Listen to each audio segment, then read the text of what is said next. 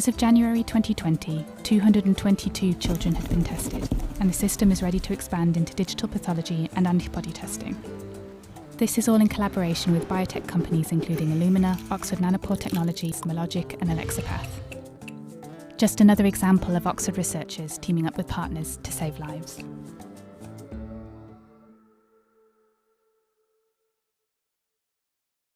"90% of all childhood blood cancers occur in Sub-Saharan Africa.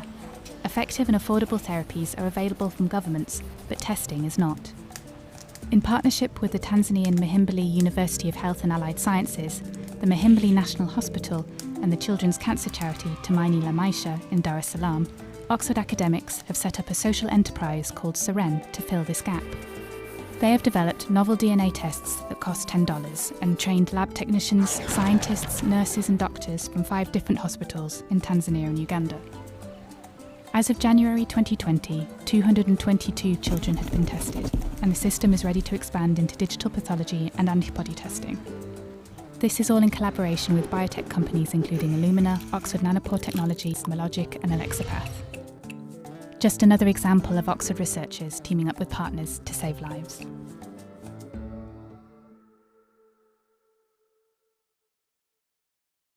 "90% of all childhood blood cancers occur in Sub-Saharan Africa. Effective and affordable therapies are available from governments, but testing is not." In partnership with the Tanzanian Muhimbili University of Health and Allied Sciences, the Muhimbili National Hospital and the children's cancer charity Tumaini la Maisha in Dar-es-Salaam, Oxford academics have set up a social enterprise called SEREN to fill this gap. They have developed novel DNA tests that cost $10 and trained lab technicians, scientists, nurses and doctors from 5 different hospitals in Tanzania and Uganda. As of January 2020, 222 children had been tested, and the system is ready to expand into digital pathology and antibody testing. This is all in collaboration with biotech companies including Illumina, Oxford Nanopore Technologies, Mologic and Alexipath. Just another example of Oxford researchers teaming up with partners to save lives.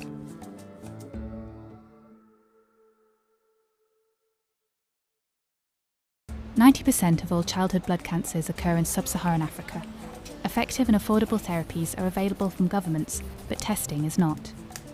In partnership with the Tanzanian Muhimbili University of Health and Allied Sciences, the Muhimbili National Hospital and the children's cancer charity Tumaini la Maisha in Dar-es-Salaam, Oxford academics have set up a social enterprise called SEREN to fill this gap.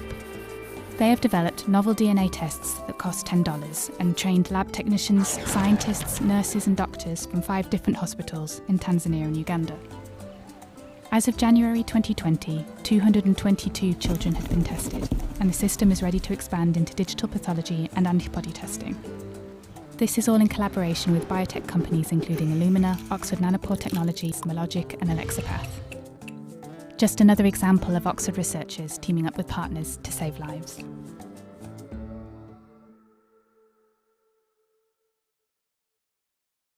"90% of all childhood blood cancers occur in Sub-Saharan Africa.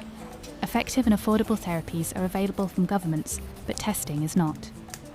In partnership with the Tanzanian Muhimbili University of Health and Allied Sciences, the Muhimbili National Hospital and the children's cancer charity Tumaini la Maisha in Dar-es-Salaam, Oxford academics have set up a social enterprise called SEREN to fill this gap. They have developed novel DNA tests that cost $10 and trained lab technicians, scientists, nurses and doctors from 5 different hospitals in Tanzania and Uganda.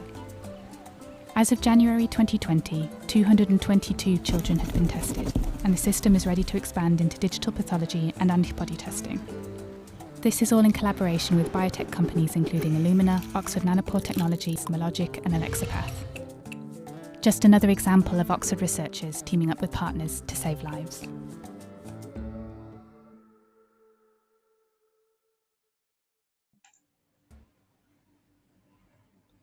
Hello, very warm welcome to all of you on this webinar. First of all, and on behalf of everyone involved with SEREN, I would like to say a huge thank you to the Vice-Chancellor and to her team for giving us the opportunity to celebrate this Innovation Award for Teamwork here today with all of you. I'm really delighted that we have Dr. Clara Chamba with us live from Dar-es-Salaam.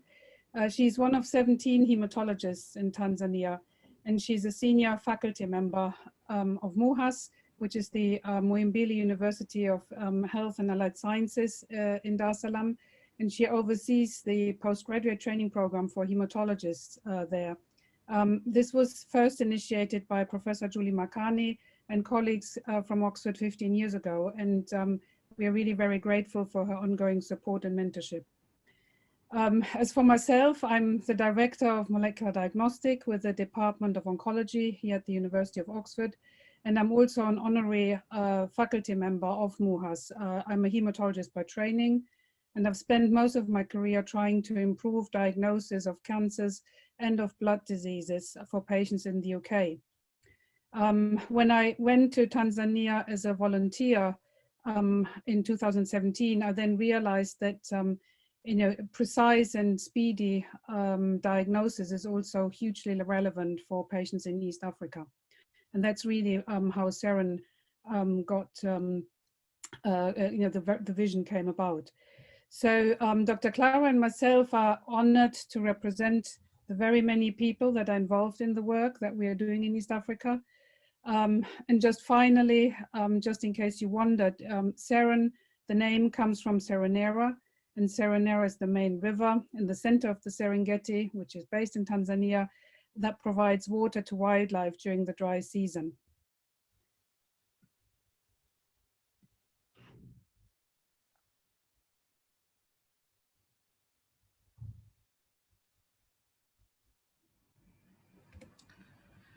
So SEREN is a social enterprise that was created to build capacity in DNA-based diagnostics that improves survival of children with blood diseases in Sub-Saharan Africa.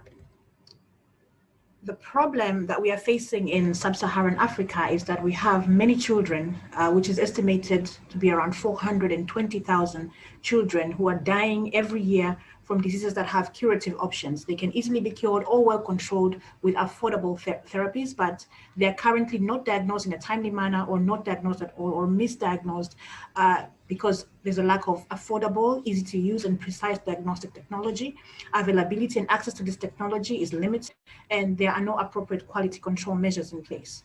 What we hope to do as SEREN is to bring low cost, low maintenance, precise DNA-based technologies closer to the patient as a solution for the diagnosis of cancers and blood disorders. So SEREN's initial focus will be on hemoglobinopathy testing and childhood cancers. And sickle cell disease, it's the most common inherited hemoglobinopathy and also the most common monogenic disease worldwide. 400,000 infants are born affected worldwide, and 95% die within the first 5 years of life if the relevant interventions are not in place. In Tanzania, we have about 11,000 children born with sickle cell anemia every year. And on this pie chart, we have, that you can see on the top right corner, we have about 1.4% of children being born with sickle cell anemia, and approximately 20% are born with the sickle cell trait. And this is a study that was done in northwestern Tanzania. So early diagnosis and institution of intervention mechanisms has shown to cause a rise in survival rates of children with sickle cell anemia. And countries which have implemented this have seen an increase in survival rates. And of late, recently, we have point of care testing, which has been developed to try to tackle the challenge of accessibility and availability of diagnostic techniques so that we can have earlier diagnosis. However, these come with their limitations in that their use still needs to be fully assessed in newborns, and also they're non-diagnostic in about 10% of cases of children more than 6 months. And they're also not very reliable in multiply transfused patients. They also do not diagnose other hemoglobin variants or compound heterozygotes. And although they go at a cost of $10 per test, they still need confirmatory testing using second methods, either the isoelectric focusing or high performance liquid chromatography. And so this gives an additional like $26. And this ultimately just comes to a price that is not very affordable in the low income setting. So there is a need for confirmatory genetic testing. However, this is not accessible, and the cost is also prohibitive in that not everybody can afford it. The SEREN hopes to alleviate this by coming up with a solution using a DNA based technology that can be adapted to the Sub-Saharan setting. And this is by doing next generation sequencing using a mean iron instrument. This is a device that was developed by Oxford Nanopore Technologies. You can see it's a small device which is portable, and it's easy to use. It has a simple as possible library preparation protocol, cloud-based secure bioinformatics pipeline, and has a fast turnaround time.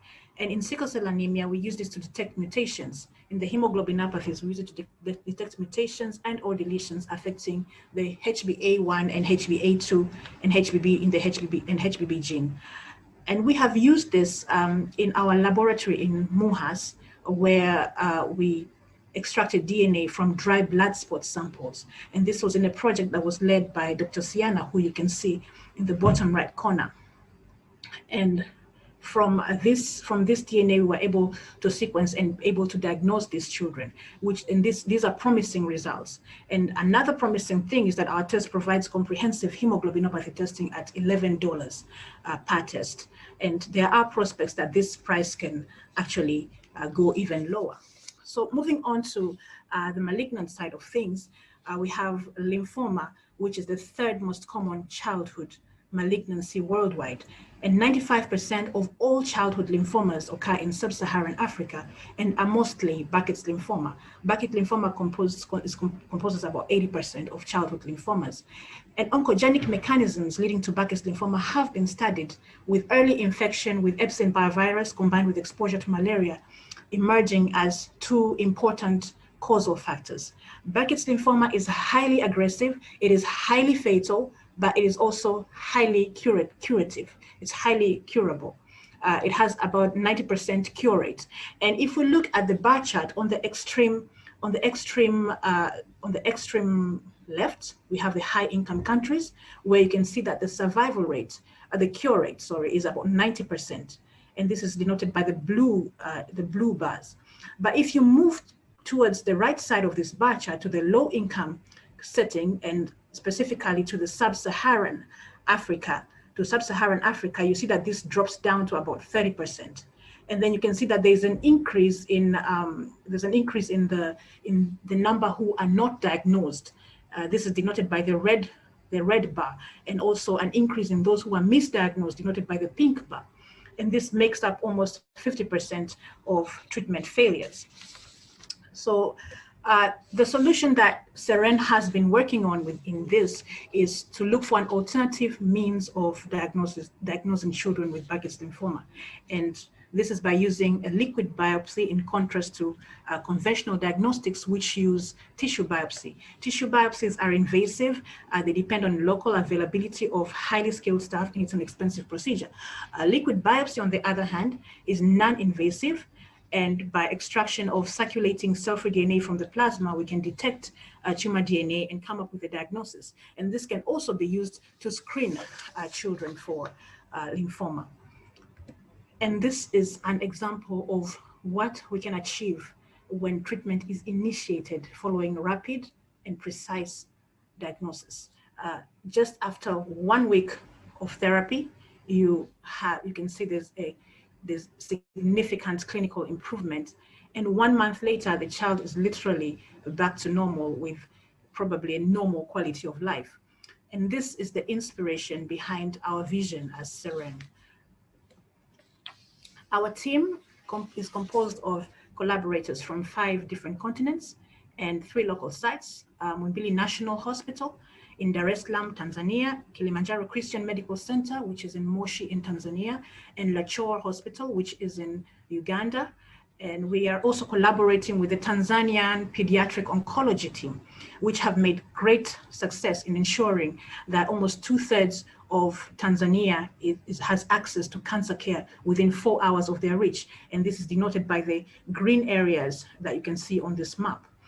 We are also collaborating with the Tanzanian Ministry of Health. We have 2 academic institutions, Muhimbili University of Health and Allied Sciences, MUHAS, as well as Oxford. We're working with international government agencies, the NIHR, which has funded a lot of our work.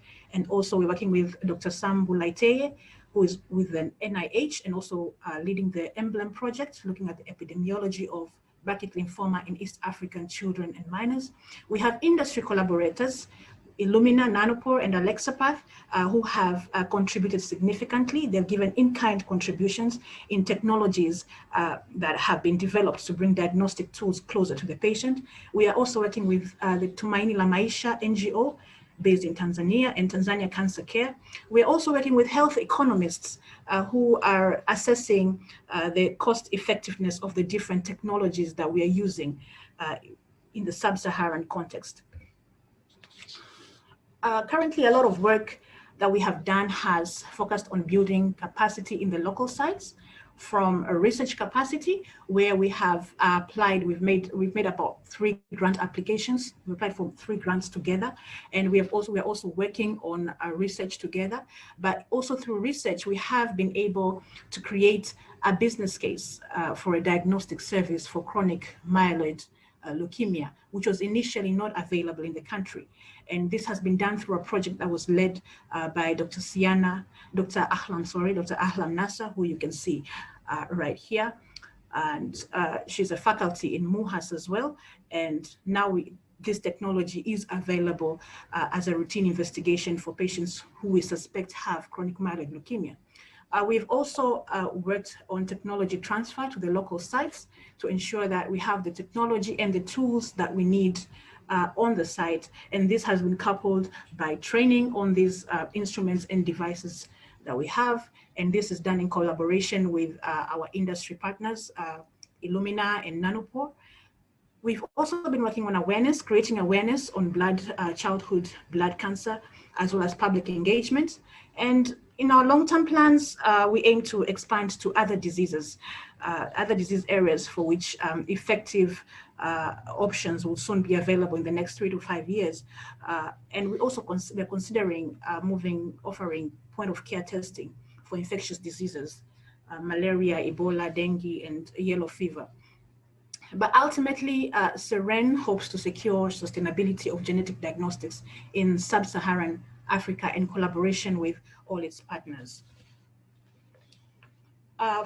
Funding from the Medical and Life Sciences Translational Fund has contributed significantly in laying down the groundwork for SEREN by providing the peer authority to form and get engagement from a multidisciplinary team within Oxford and worldwide, directly achieved commitment from industry partners. It has also helped to shape the concept while we apply for more substantive funding, but it has also helped to generate proof of principle data that has led to the receipt of multiple additional funding ranging from £6,000 to 4.3 million pounds from the NIHR, SE 2020, GCRF, and from projects in MUHAS that have been funded by SIDA Tanzania. And also we have the BSH, the British Society of Hematology Fellowship, and the AFOX Visiting Fellowship. These are fellowships for MUHAS faculty, where MUHAS faculty spent about 12 weeks in the Oxford Molecular Diagnostic Laboratory training on the different technologies that they have there. And we have also worked on 5 publications together as a team. And we would like to acknowledge the significant contributions from institutions and persons that have worked together to achieve all these accomplishments, from Oxford Department of Oncology, from Oxford University Innovations, from MUHAS, Muhimbili University, from MNH, from NIH and Emblem, from AFNET, Lachoro Hospital Uganda, and from KCMC and the NIHR. And last, but most importantly, we would like to thank our patients for all their support and all their input into the work that we've done. Thank you very much.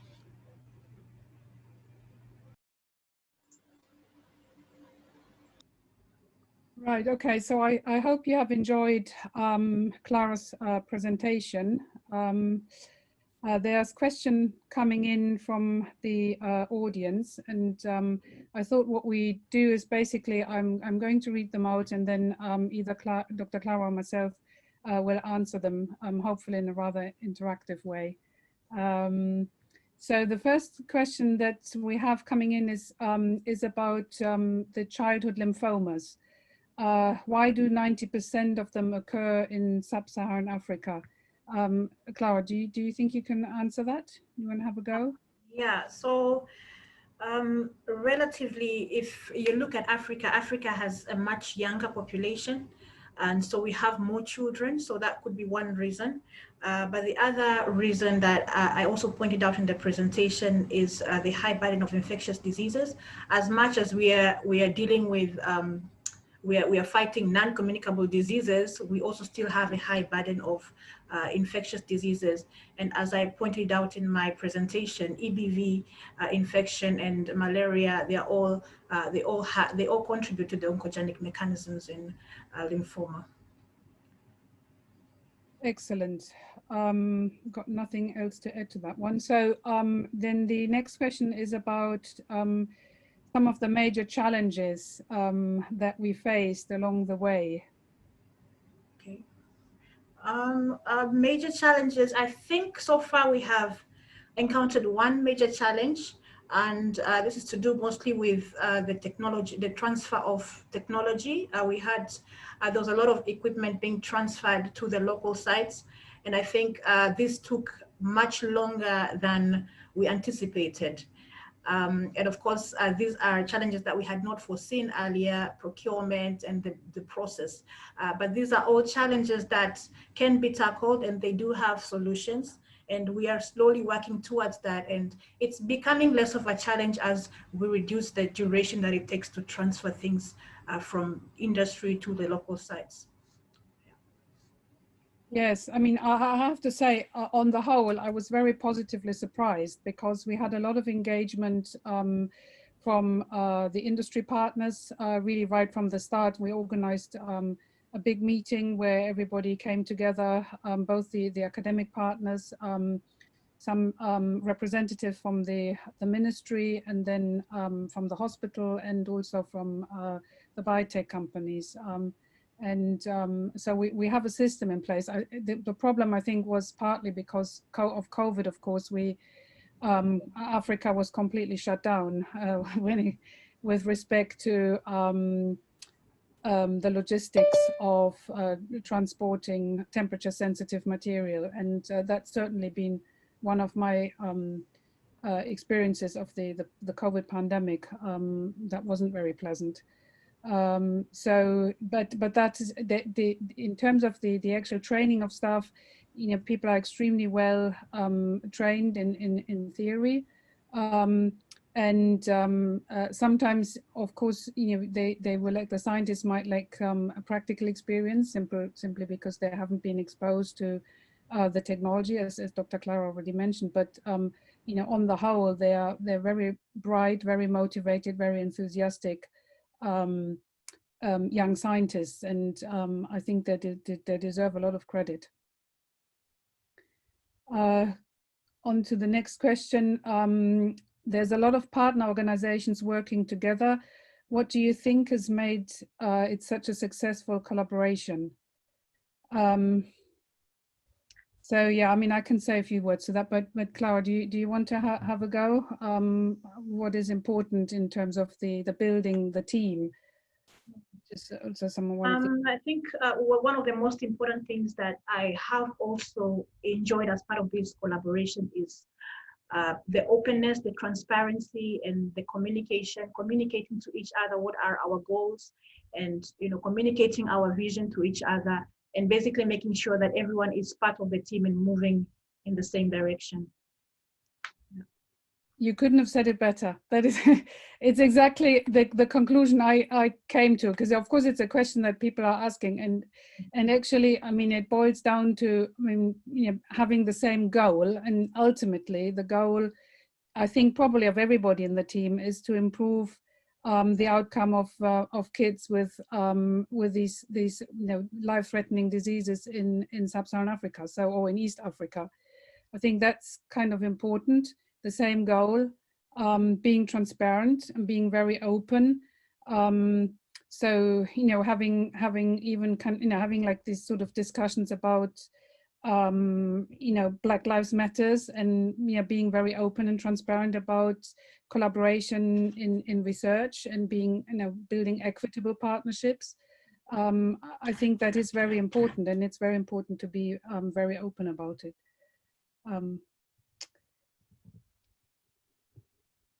So then the next question is about, also would be great to hear you discuss what the next steps along this journey might be.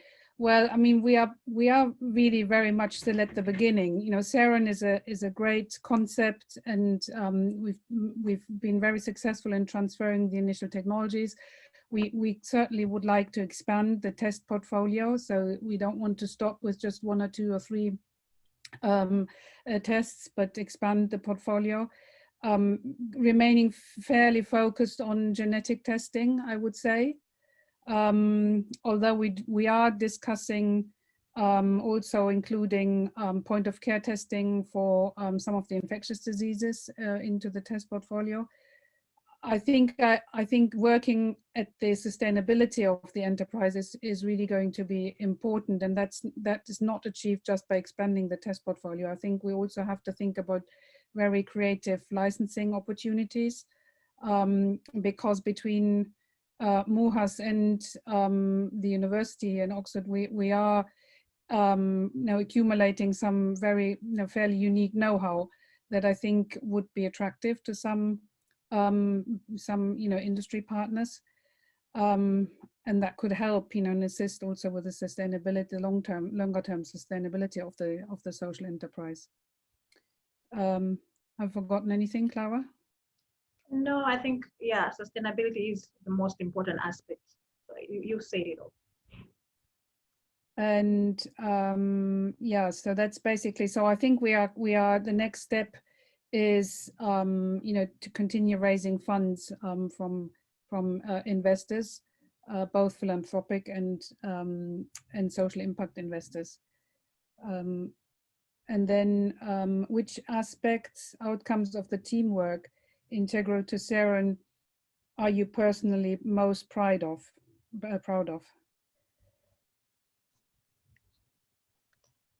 Clara, anything you're proud of? There's a lot to be proud of from SEREN, but I think the multidisciplinary nature of the team.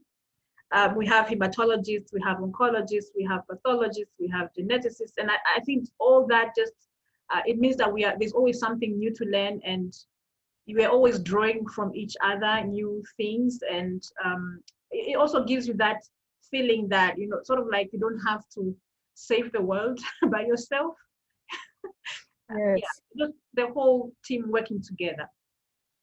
Yes, I totally agree with that. And I think, it is a very enriching experience. It's the multidisciplinary and also multicultural nature makes it just something, for me, very refreshing, because it's nice to do, very similar things like I do in Oxford, but to do them in a different cultural context with different people. So it's actually very, very interesting to see that. So that's kind of definitely one outcome. I think, very soon we'll be also very proud of actually making a difference to the kids. I think we're very much in the early stages, but when we get the tests, up and running and disseminated, and people are beginning to use them, we will, improve the precision of diagnostics. We will, allow kids to have access to therapies that actually work.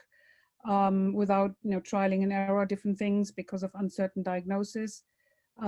So it would be very interesting to also see whether this can be, these clinical outcomes can be measured at some point. So we are trying to work with some health economists here in Oxford to also look at the health economic benefits potentially of having a speedier, more precise diagnosis. So what advice would you have for early career researchers who want to make a difference with their research? Yeah. That's yours. I'm still in early career. Well, I mean, yeah, I think it is very rewarding. You know, I have to say, it's as you get older, like I do, you start thinking about, you know, what you really want to do.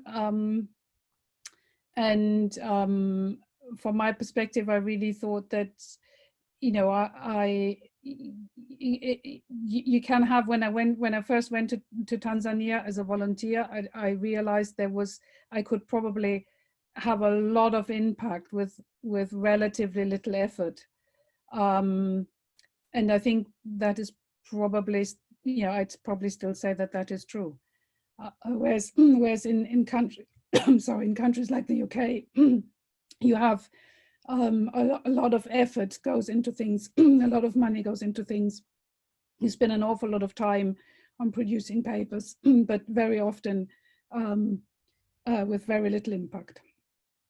So, so my advice would be, you know, to occasionally take some time out, and, you know, it doesn't have to be Sub-Saharan Africa. Wherever you go, it doesn't really matter. If you go somewhere else, somewhere different, and you get new ideas, you speak to new people from a different background, I think that is extremely rewarding.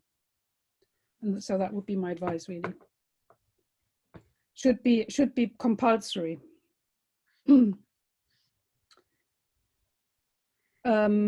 So amazing work, thank you. Are there other areas in the world which could benefit from your technology and innovative models? Yeah, I mean, you know, definitely. I guess if you gave us money, you know, if you made SEREN a big kind of multinational corporation, we could have a big impact in many other countries. There's clearly sickle cell disease, and the diagnosis of sickle cell disease is a big issue in the Middle East, in China and India, Southeast Asia, anywhere around the equatorial belt. Childhood cancer has been identified by the WHO as one of the priorities of the non-communicable disease program, and so, you know, it is really important. I'm not a pediatric oncologist. I'm an adult hematologist. I would say that the definition of children and adolescents should probably go up to the age of 25. Not because I'm ageist, but simply because we know that the type of malignant diseases and also blood diseases that people get at those younger ages are fundamentally different. They're biologically different, and they respond a lot better to therapy. So if you have to make difficult choices, then the choice should always be to treat the younger, not because we're ageist, but simply because they respond better to the treatment because the diseases are biologically different. So that applies to anywhere across the world. And as Dr. Clara's pointed out at the beginning, you know, in many countries, you know, there's lots of children. And so that these are bigger problems in those countries than they are in the UK or in other high income countries.